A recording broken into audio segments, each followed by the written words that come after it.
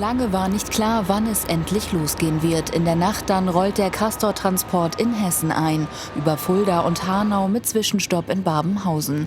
Ständig begleitet von einem Großaufgebot der Polizei, am Boden und in der Luft.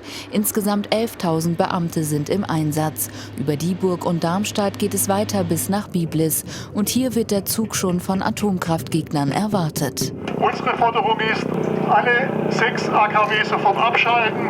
Die Umweltschützer kritisieren den Transport des hochradioaktiven Atommülls, weil sie zum einen die Castor-Behälter für nicht sicher genug halten und zum anderen das Zwischenlager Biblis nicht als geeigneten Standort sehen.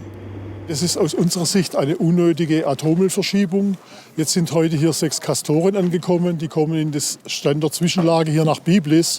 Und es ist heute schon klar, dass 2046 die Genehmigung für das Lager hier abläuft, aber noch keine Langzeitlösung für die Lagerung vom Atommüll vorhanden ist.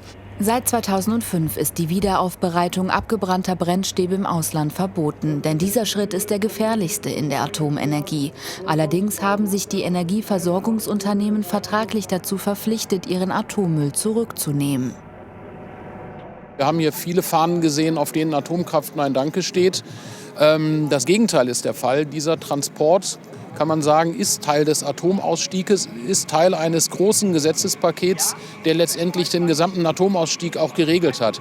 Und in dem Zusammenhang war auch zu regeln, wo noch die letzten Abfälle aus dem Ausland hinkommen. Und das sind eben die 4 Zwischenlager. Eins davon ist hier in Biblis. Die Castor-Behälter werden in den nächsten Tagen im Zwischenlager abgeladen und an ein Überwachungssystem angeschlossen. Das zuständige Bundesamt in Berlin hält den Standort in jeglicher Hinsicht für sicher. Es sind auch natürlich Fragestellungen des gezielten Absturzes eines Flugzeuges, einer großen Passagiermaschine geprüft worden. Es sind Nachrüstungsmaßnahmen durchgeführt worden, um eben auch neue Szenarien abdecken zu können, die wir nach den Angriffen auf die Twin Towers in New York nun leidvoll erfahren haben. Also von daher kann mit gutem Gewissen gesagt werden, aus den Sicherheitsaspekten, die wir zu prüfen haben, der Genehmigungsbehörde, dass die Sicherheit gewährleistet ist. Auch wenn dies der letzte Castor-Transport in das alte Kernkraftwerk war, der Atommüll wird die Region noch lange beschäftigen.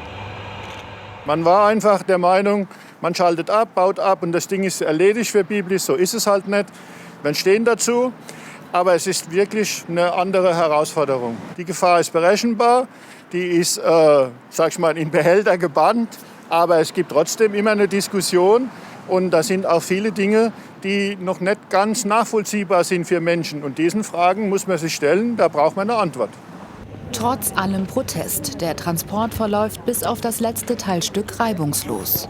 5 Personen hatten sich auf ein Gleisbett gesetzt, das direkt in das Zwischenlager führt. Und diese mussten, weil sie nicht freiwillig gehen wollten, von der Polizei weggetragen werden.